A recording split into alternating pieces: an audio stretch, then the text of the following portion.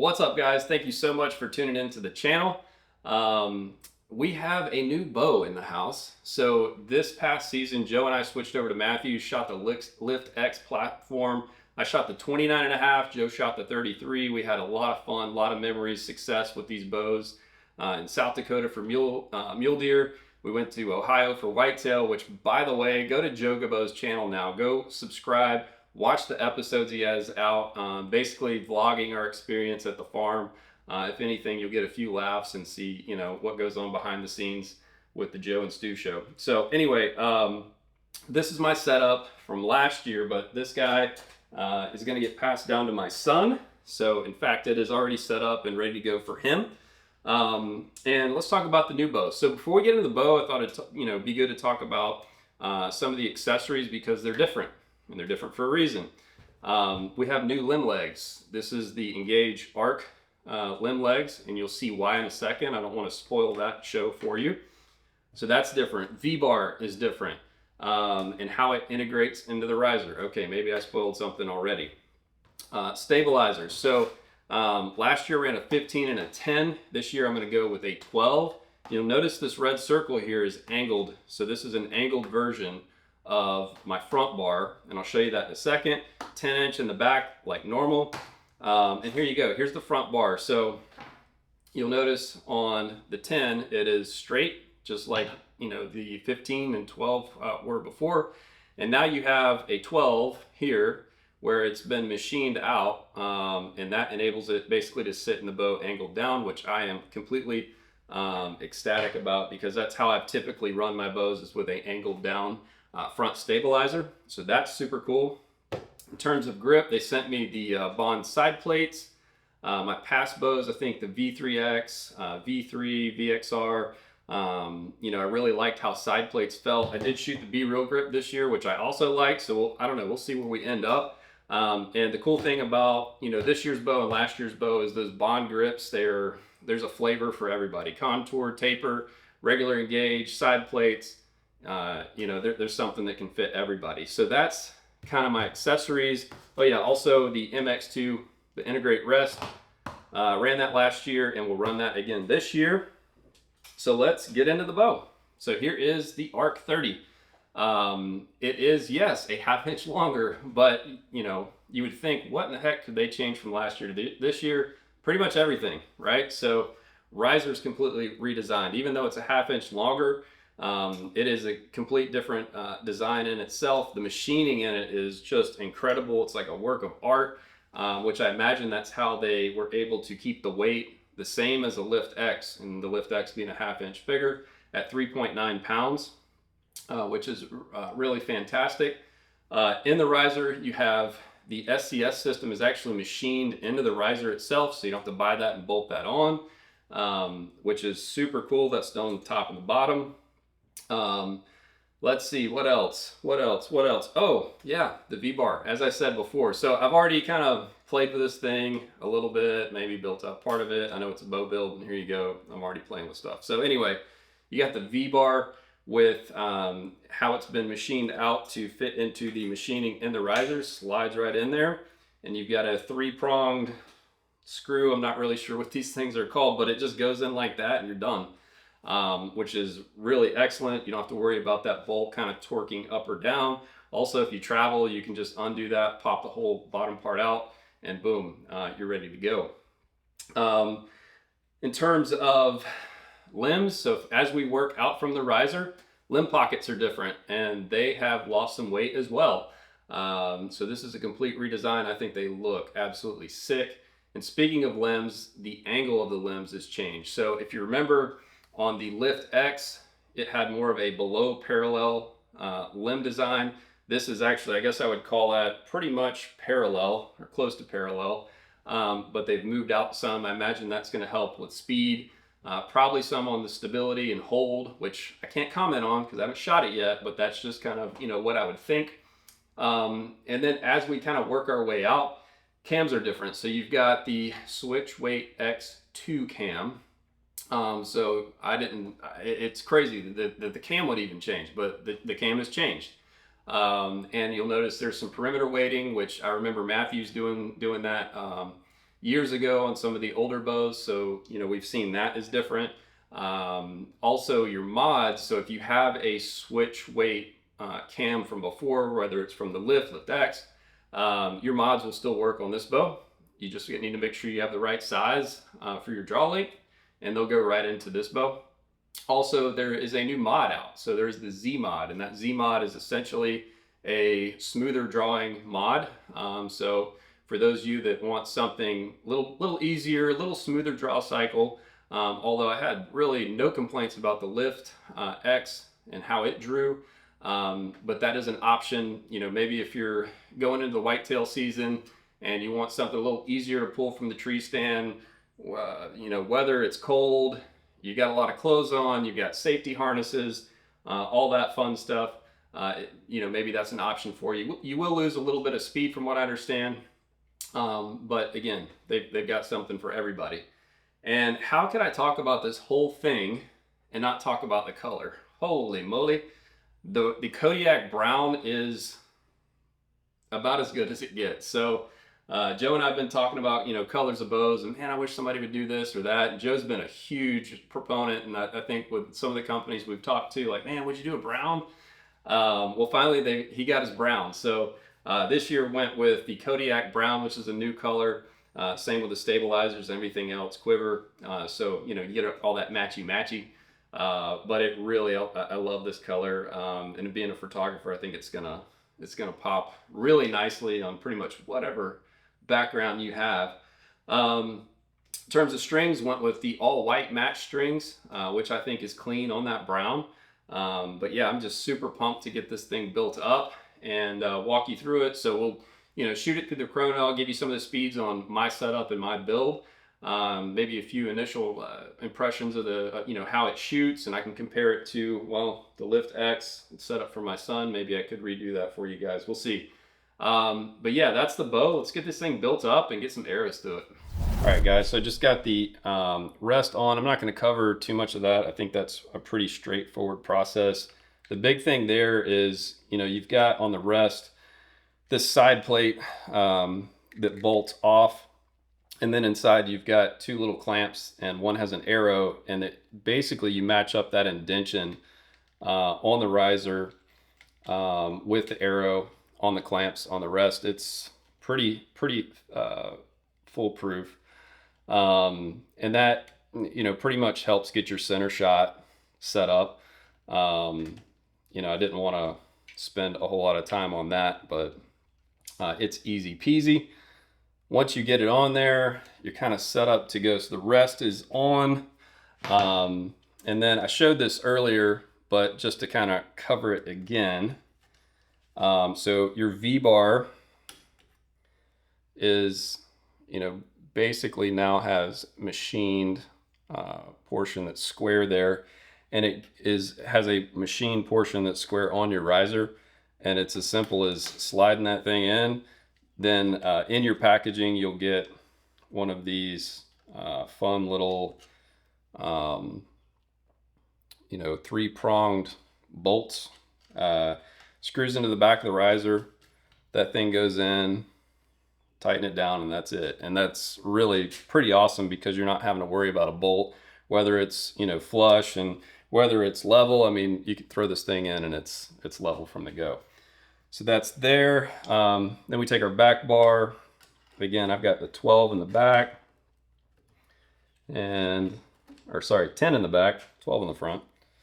And then you just kind of want to make sure, so you've got indentions on the bar itself. You can feel it, you know, take there. You know, and you could run it in, you know, closer if you want, but I like the full deal. For the bar in the front, this is, trying to get, there we go. You see how it's angled and machined out here.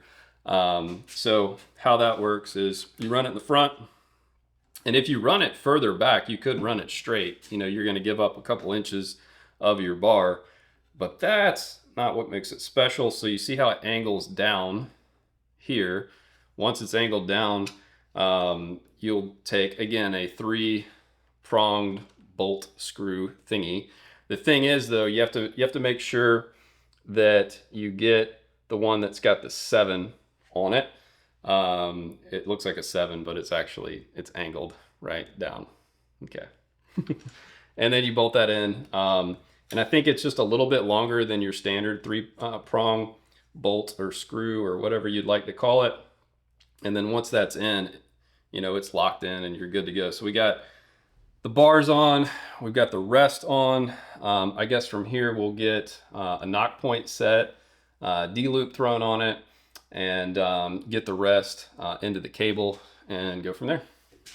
Whatever knocks that you're going to hunt with, I would advise you to use those. Oh, this is interesting. The serving on the new match strings is really, really small. It's not as wide as previous years. So, all right, so let's just get that so it's barely on there.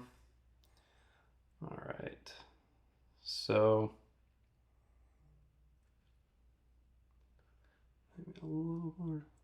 How the serving is, it's kind of hard to get it.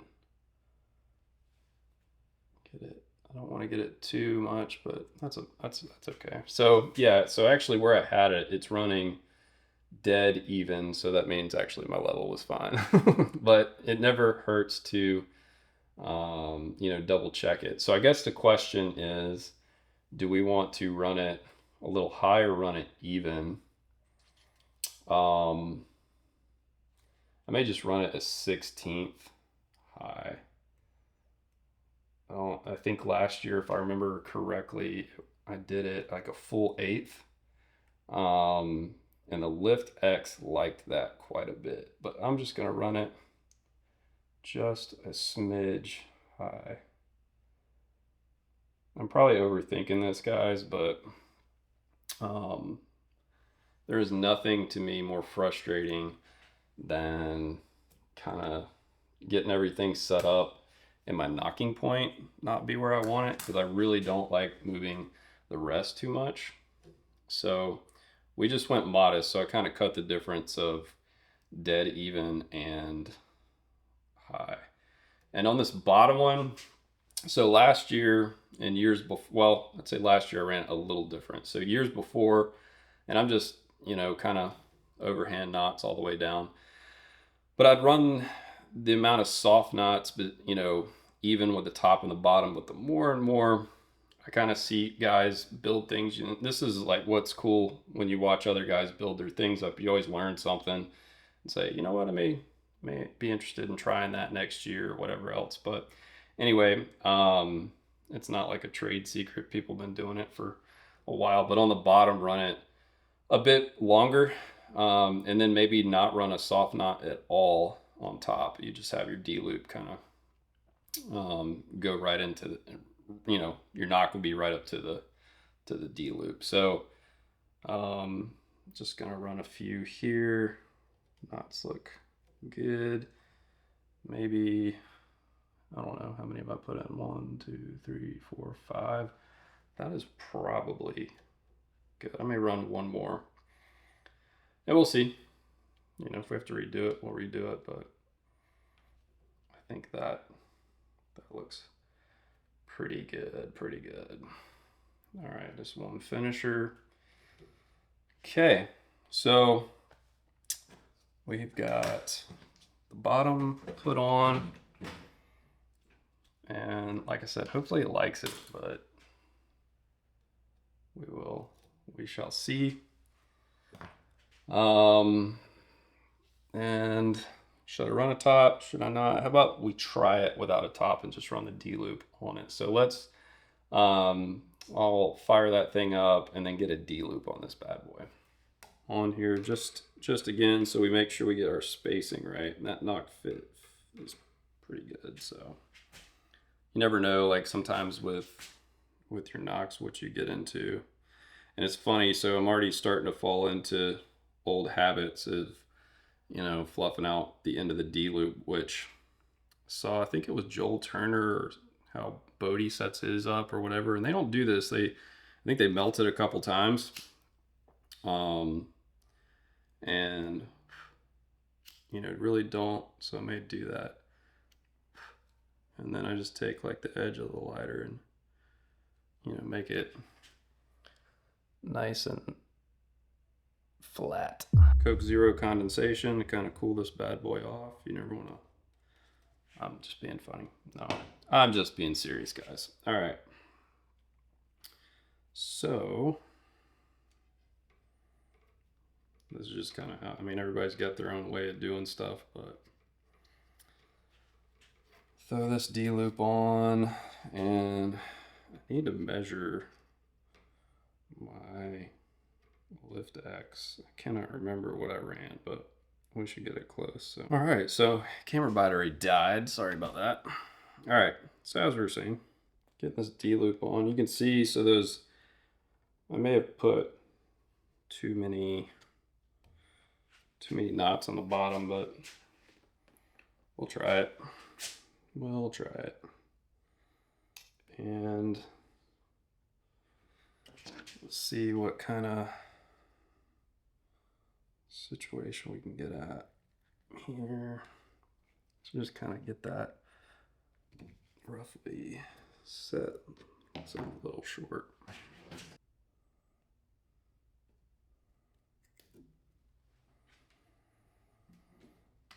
Hopefully that is enough.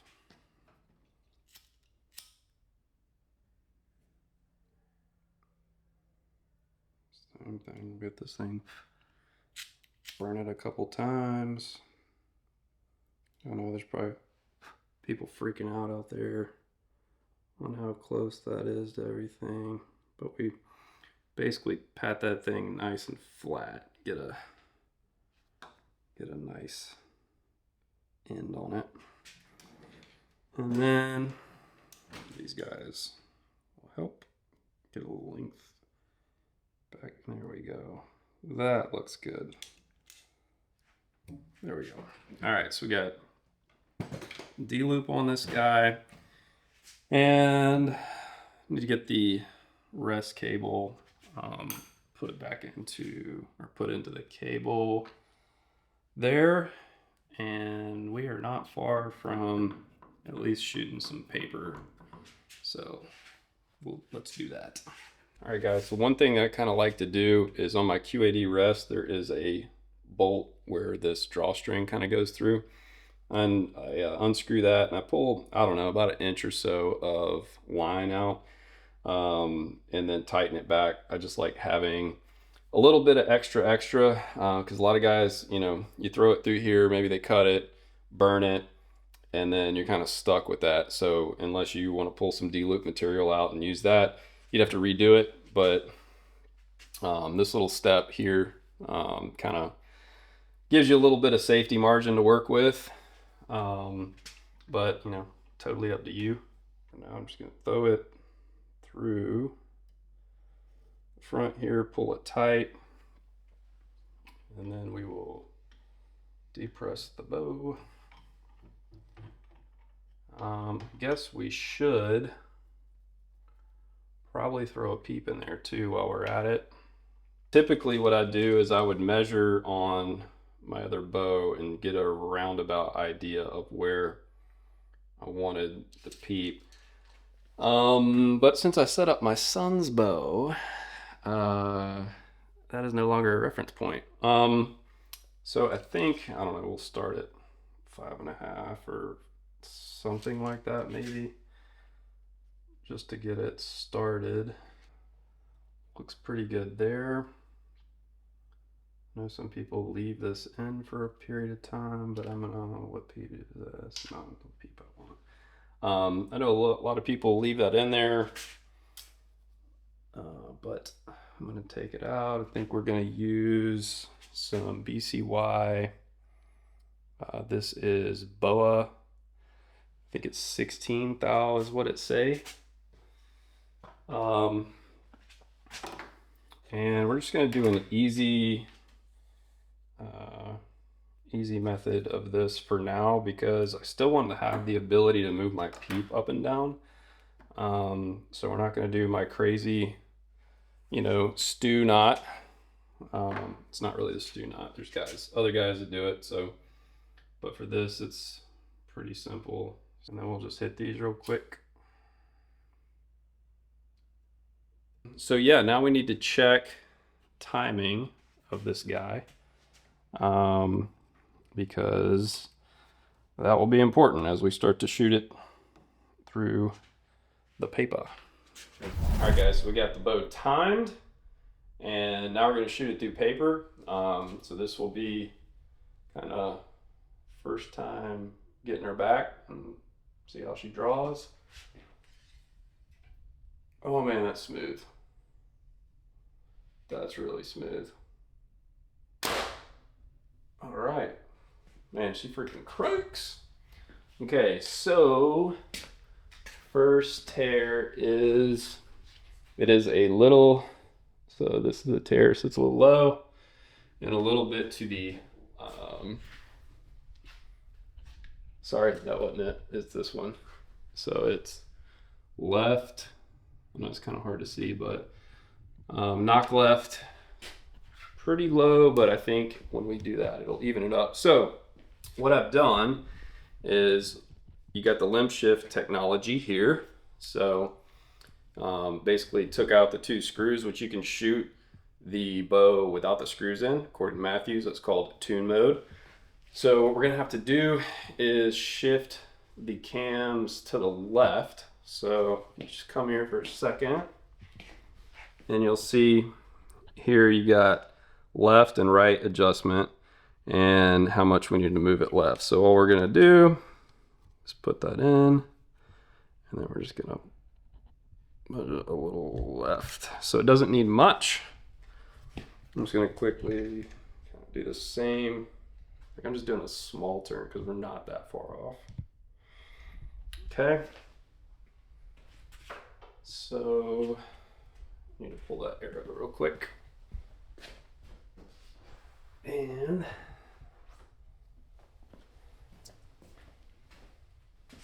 so we went not even a quarter turn, I'm not sure what you'd call it, but a smidge to the left. So we're moving that, again, that's knock left, moving the cams left to kind of bring everything back in alignment. And we're going to, I'm gonna shoot higher on that. Just kind of, there's a lot of holes in there from different bows. Like, gosh, man, the draw cycle is really, really nice, guys. Okay, let's see here. So that is really darn close. I'd say we need to go, so that's it. We need to go just a smidge more left. So I'm probably gonna go the same amount that I just went, and that should, I think, do it. So going left, and left. And I mean, it's just a little bit, because at least on the Lift X, and this bow seems like it's probably similar, a little goes a really long way. So, all right. Gosh, I just really can't get over how much better that draws. Not that the Lift X was bad, but, and I think we were money, honey. So there we maybe a little high, maybe a little, or sorry, maybe a little knock low. So might be a change then to the rest. All right, so we just bumped the rest down a little bit, guys. So now I think we should be good. So basically my knocking point was a little low, so we had to match that. So here we go.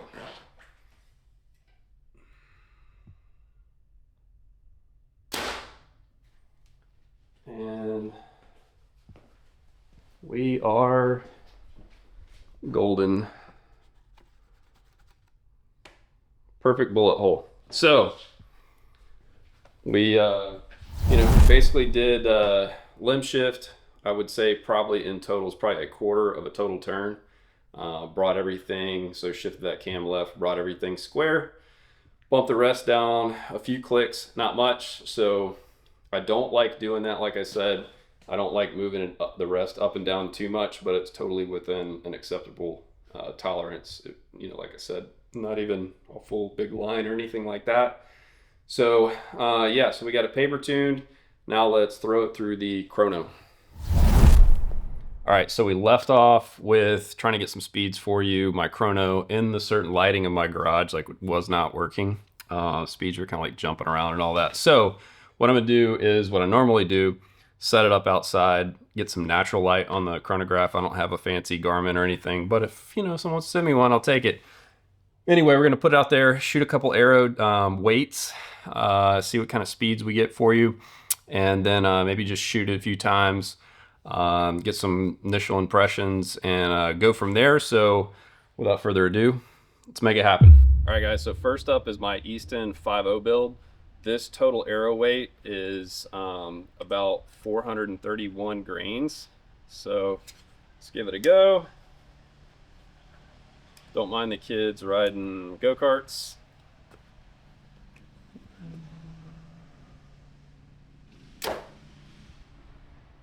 Speed on that is whopping 299.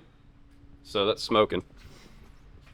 Next arrow this is the Easton FMJ Max build.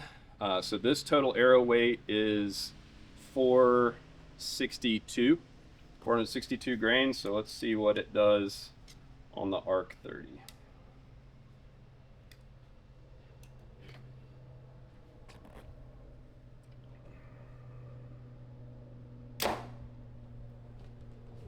So that is 288. Wow, for that arrow weight, pretty pumped with that. All right, guys, so we got the speeds for you.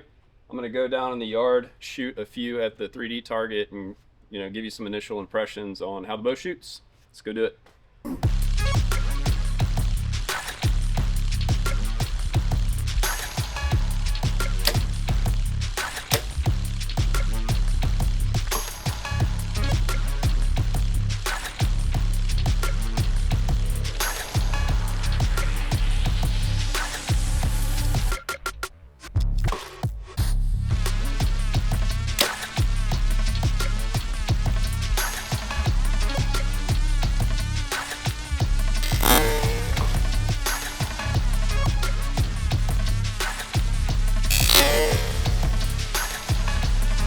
All right, guys, so that is the Arc 30 build. A little bit on how I set things up and kind of my setup in general.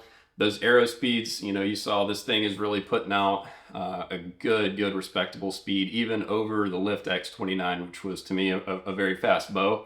More than likely, I'll be leaning towards the heavier arrow setup. I like to be around 290 feet per second, like max, on a hunting setup.